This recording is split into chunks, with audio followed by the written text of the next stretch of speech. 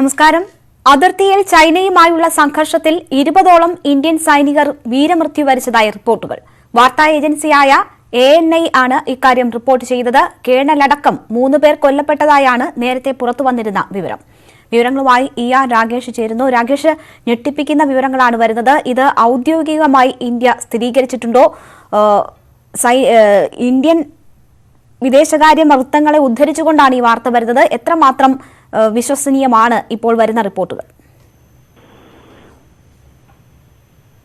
രേണുക, വാർത്താ ഏജൻസിയായ ANI ആണ് ഇത്തരത്തിൽ അതിർത്തിയിലുണ്ടായ ലഡാക്കിലുണ്ടായ സംഘർഷത്തിൽ 20 ഇന്ത്യൻ സൈനികർ വീരമൃത്യു വരിച്ചെന്ന വാർത്ത ഇപ്പോൾ റിപ്പോർട്ട് ചെയ്യപ്പെട്ടിട്ടുള്ളത്. സർക്കാർ വൃത്തങ്ങളെ ഉദ്ധരിച്ചുകൊണ്ടാണ് ANI ഇത്തരത്തിലുള്ള വാർത്ത റിപ്പോർട്ട് ചെയ്യപ്പെട്ടിരിക്കുന്നത്. രേണുക സൂചിപ്പിച്ച പോലെ ഉച്ചയ്ക്ക് 12:52 ആദ്യം സൈന്യം തന്നെയാണ് ഇക്കാര്യത്തിൽ ഔദ്യോഗികമായ ഒരു പ്രതികരണം നടത്തിയത്. എന്നാൽ ഒരു കേണൽ ഉൾപ്പെടെ 3 സൈനികർ വീരമൃത്യു വരിച്ചു എന്നായിരുന്നു സൈന്യം ഉച്ചയ്ക്ക് പുറത്തിറക്കിയ വാർത്താക്കുറിപ്പ്.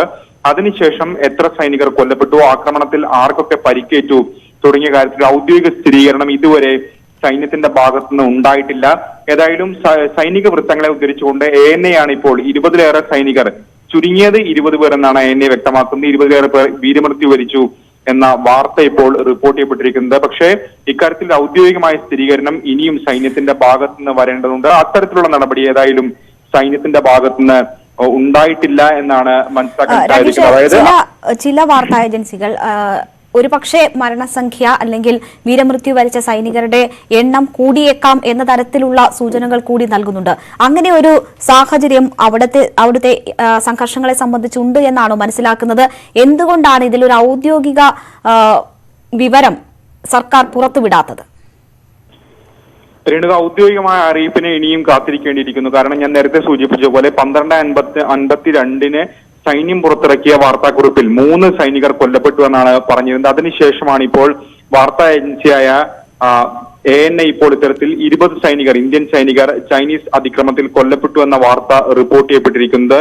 എന്തായാലും സൈന്യത്തിന്റെ ഭാഗത്തുനിന്ന് ഔദ്യോഗികമായ സ്ഥിരീകരണം വരേണ്ടിയിരിക്കുന്നു. പക്ഷേ രാവിലെ തന്നെ ഇത്തരത്തിലുള്ള സമാനമായ റിപ്പോർട്ടുകൾ ഉണ്ടായിരുന്നു. അതായത് 3 പേരല്ല ഇത്തരത്തിൽ ചൈനീസ് ആക്രമണത്തിൽ കൊല്ലപ്പെട്ടുള്ളത്, കൂടുതൽ സൈനികർക്ക് ഇത്തരത്തിൽ കൊല്ലപ്പെട്ടുണ്ടാകുമെന്ന റിപ്പോർട്ടുകൾ ഉണ്ടായിരുന്നു. ഏതായാലും ANI ഇപ്പോൾ വ്യക്തമാക്കുന്നത് 20 സൈനികർ വീരമൃത്യു വരിച്ചു എന്നാണ് ANI വ്യക്തമാക്കുന്നത്. ഒരുപക്ഷെ സൈനിക വൃത്തങ്ങളെ ഉദ്ധരിച്ചുകൊണ്ടായിരിക്കാം ഇത്തരം റിപ്പോർട്ടുകൾ ANIയുടെ ഭാഗത്തുനിന്നുണ്ടാകുന്നത്. വാർത്താ ഏജൻസിയായി PTI വ്യക്തമാക്കുന്നത് 10 സൈനികർ കൊല്ലപ്പെട്ടു എന്നാണ്. ഏതായാലും ഇക്കാര്യത്തിൽ സൈന്യമാണ് ഇനി ഏതൊക്കെ സൈനികർക്കാണ് ഇത്തരത്തിൽ വീരമൃത്യു ഉണ്ടായിട്ടുള്ളത്, സംഭവിച്ചിട്ടുള്ളത് എന്ന കാര്യത്തിൽ ഔദ്യോഗികമായ ഒരു സ്ഥിരീകരണം പറയേണ്ടതുണ്ട്.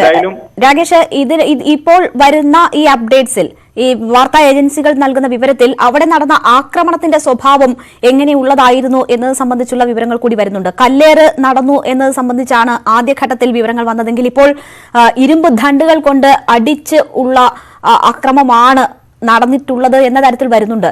എന്താണ് അവിടെ സംഭവിച്ചത് എന്നത് സംബന്ധിച്ച് വാർത്താ ഏജൻസികൾ നൽകുന്ന കൂടുതൽ വിവരങ്ങൾ എന്താണ്? രേണുക, അതായത് നേരത്തെ വന്ന റിപ്പോർട്ടുകൾ, അതായത് ആദ്യഘട്ടത്തിൽ വെടിവെപ്പ് ഉണ്ടായ തരത്തിൽ റിപ്പോർട്ടുകൾ ഉണ്ടായിരുന്നെങ്കിലും സൈന്യം തന്നെയാണ് ഇത്തരത്തിൽ വെടിവെപ്പ് ഉണ്ടായിട്ടില്ല എന്ന കാര്യത്തിൽ സൈനിക വൃത്തങ്ങളെ ഉദ്ധരിച്ചുകൊണ്ട് തന്നെയാണ് അത്തരം വാർത്തകളും പുറത്തു വന്നത്. അതിൽ തന്നെ പ്രധാനമായും സൈന്യം വ്യക്തമാക്കിയത് ആ പ്രദേശത്തിന്റെ ഭൂപ്രകൃതി അനുസരിച്ചുകൊണ്ട് കല്ലേറുണ്ടായി, വ്യാപകമായ രീതിയിൽ കല്ലേറുണ്ടായി. ഇത്തരത്തിൽ അത്തരമൊരു ആക്രമണത്തിൽ ആണ് സൈനികർ കൊല്ലപ്പെട്ടു എന്ന വാർത്തകളാണ് പുറത്തു വന്നിരുന്നത്. പക്ഷേ അതിനുശേഷം ഇപ്പോൾ വ്യക്തമാക്കുന്നത് ഇരുമ്പ് ദണ്ഡടക്കം ഉപയോഗിച്ചുകൊണ്ട് ആക്രമണം ചൈനീസ് സൈന്യത്തിന്റെ ഭാഗത്തുനിന്ന് ഉണ്ടായി എന്നുള്ളതാണ്. ഏതായാലും കഴിഞ്ഞ ദിവസങ്ങളെല്ലാം തന്നെ ഇത്തരത്തിൽ ചർച്ചകൾ നടന്നിരുന്നു. കാരണം ഏപ്രിൽ മുതൽ ഈ മേഖലയിൽ വലിയ സംഘർഷ സമാനമായ സാഹചര്യം നിലനിന്നിരുന്നു.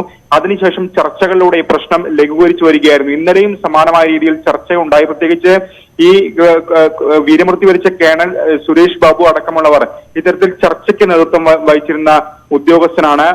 ഇന്നലെ പോലും അദ്ദേഹം ചർച്ചകളിൽ, ഈ പ്രശ്നങ്ങൾ ലഘൂകരിക്കാനുള്ള ചർച്ചകളിൽ പങ്കെടുത്തു എന്നാണ് നമുക്ക് ലഭിക്കുന്ന വിവരങ്ങൾ. അതിനുശേഷമാണ് ഉടൻ തന്നെ ചൈനയുടെ ഭാഗത്ത് നേതൃത്വത്തിൽ പ്രകോപനം ഉണ്ടായതും ഇന്ത്യൻ സൈന്യത്തിന് നേരെ അവർ ആക്രമണം നടത്തുകയും ചെയ്തിട്ടുള്ളത്. ഏതായാലും ഇനിയും ഒരു ഔദ്യോഗികമായ അറിയിപ്പ് പ്രതിരോധ മന്ത്രാലയത്തിന്റെ ഭാഗത്തുനിന്ന്, സൈന്യത്തിന്റെ ഭാഗത്തുനിന്ന് വരേണ്ടിയിരിക്കുന്നു. ഏതായാലും ഡൽഹിയിൽ തിരക്കിട്ട ചർച്ചകൾ നടക്കുന്നുണ്ട്. കാരണം ഇന്ന് 2 തവണയാണ് സൈനിക മേധാവികളുമായി പ്രതിരോധ മന്ത്രി രാജ്നാഥ് സിംഗ് ചർച്ച നടത്തിയത്. അതിനുശേഷം സംയുക്ത സേനാ മേധാവി അടക്കമുള്ളവരും രാജ്നാഥ് സിംഗ് ചർച്ച നടത്തിയിരുന്നു. അതിനുശേഷം ആഭ്യന്തരമന്ത്രി പ്രധാനമന്ത്രിയുമായി ചർച്ച നടത്തി. അതിർത്തിയിലെ സാഹചര്യം രാജ്നാഥ് സിംഗ് പ്രധാനമന്ത്രിയെ അറിയിച്ചു. വിദേശകാര്യമന്ത്രി പ്രധാനമന്ത്രിയെ കണ്ടു.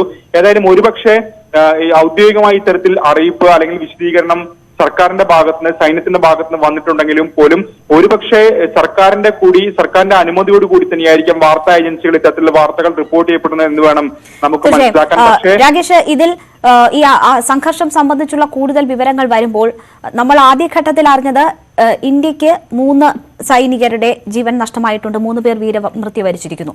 ചൈനീസ് പക്ഷത്തും അത്യാഹിതങ്ങൾ സംഭവിച്ചിട്ടുണ്ട് എന്ന തരത്തിലായിരുന്നു ആദ്യ റിപ്പോർട്ടുകൾ. പക്ഷേ കൃത്യമായ കണക്കുകളില്ലായിരുന്നു. ഇപ്പോൾ അത് ഏതാണ്ട് 40 പേർക്കെങ്കിലും ചൈനീസ് പക്ഷത്ത് അത്യാഹിതം സംഭവിച്ചിട്ടുണ്ട് എന്ന റിപ്പോർട്ടുകൾ വരുന്നുണ്ട്. അതുമായി ബന്ധപ്പെട്ടുള്ള വിവരങ്ങൾ എന്താണ്? രേണുക, 43 പേർക്ക് എന്നാണ് ANA റിപ്പോർട്ട് ചെയ്യുന്നത്. 43 പേർക്ക് ഗുരുതരമായി പരിക്കേൽക്കുകയോ അല്ലെങ്കിൽ കൊല്ലപ്പെടുകയോ ചെയ്തിട്ടുണ്ട് ചൈനീസ് സൈന്യത്തിന്റെ ഭാഗത്തു നിന്നാണ് വാർത്താ ഏജൻസി റിപ്പോർട്ട് ചെയ്യപ്പെടുന്നത്. പക്ഷേ ചൈനയുടെ ഭാഗത്തുനിന്നും സമാനമായ രീതിയിൽ ഒരു പ്രതികരണം വന്നിട്ടില്ല. കാരണം രാവിലെ ഇത്തരത്തിൽ ചൈനീസ് മാധ്യമങ്ങൾ 5 സൈനികർ കൊല്ലപ്പെട്ടു എന്ന് ഉച്ചയോടുകൂടി വാർത്തകൾ ചില മാധ്യമങ്ങൾ റിപ്പോർട്ടുകൾ വന്നിട്ടുണ്ടെങ്കിൽ പോലും അത്തരമൊരു വാർത്തകളൊന്നും തന്നെ റിപ്പോർട്ട് ചെയ്യപ്പെട്ടില്ല എന്ന് ആ മാധ്യമം തന്നെ പിന്നീട് തിരുത്തുന്ന സാഹചര്യം ഉണ്ടായി. മാത്രമല്ല ചൈനീസ് വിദേശകാര്യ മന്ത്രാലയം നേരത്തെ ഈ വിഷയത്തിൽ 1-2 തവണ രാകേഷ് ഒന്ന് തുടരുക. ഇപ്പോൾ ഉമാ പുരുഷോത്തമൻ, നയതന്ത്ര വിദഗ്ധ, നമ്മോടൊപ്പം ടെലിഫോൺ ലൈനിൽ ചേരുകയാണ്.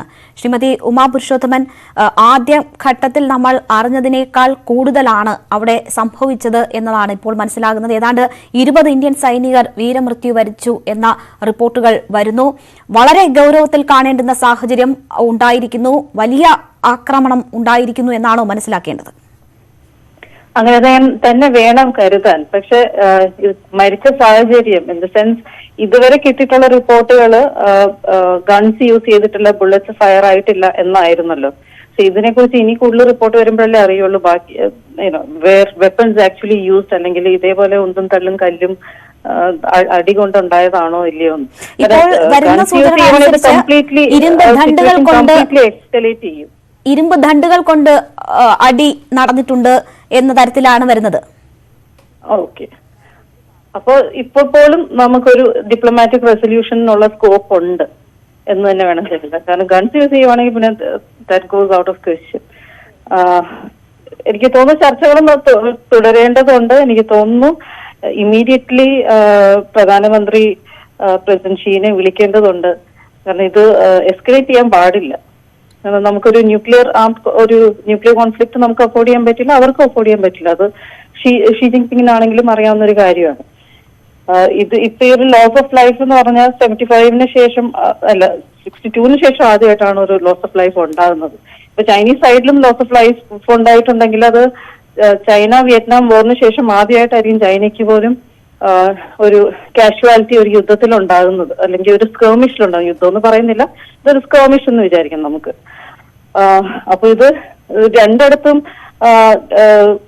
ലൈവ്സ് ലൂസ് ആയ സ്ഥിതിക്ക് എന്തായാലും നെഗോഷിയേറ്റിംഗ് ടേബിളിലോട്ട് തന്നെ തിരിച്ചു വരേണ്ടതുണ്ട്. അത് ഏത് തലത്തിൽ? ഇപ്പോൾ സൈനിക തലത്തിലുള്ള ചർച്ചകളാണ് നടക്കുന്നത്. ഇന്നലെ രാത്രിയാണ് സംഭവം ഉണ്ടായിരിക്കുന്നത്. ഏതാണ്ട് 24 മണിക്കൂറോളം ആകാൻ പോകുന്നു. ഇതുവരെ ഔദ്യോഗികമായ വിവരങ്ങൾ ഇന്ത്യ പുറത്തുവിട്ടിട്ടില്ല, അല്ലെങ്കിൽ അങ്ങനെ ഒരു വാർത്താ സമ്മേളനം നടക്കുകയോ എന്താണ് സംഭവങ്ങളെന്ന് വിശദീകരിക്കുകയോ ചെയ്യുന്ന ഒരു സാഹചര്യം ഉണ്ടായിട്ടില്ല. എന്തുകൊണ്ട് ആ സമയം കൂടുതൽ എടുക്കുന്നു എന്നാണ് താങ്കൾ കരുതുന്നത്? സൈനിക തലത്തിലുള്ള ചർച്ച കൊണ്ട് ഇത് റിസോൾവ് ആകാൻ പറ്റില്ലെന്നുള്ളത് തന്നെയാണ് ഇന്നലത്തെ ഇൻസിഡന്റിൽ നമ്മൾ മനസ്സിലാക്കേണ്ടത്. അപ്പൊ എനിക്ക് തോന്നുന്നു നെക്സ്റ്റ് സ്റ്റെപ്പ് വുഡ് ബി ഒന്ന് ഞാൻ പറഞ്ഞത് ആദ്യം തന്നെ ഐ തിങ്ക്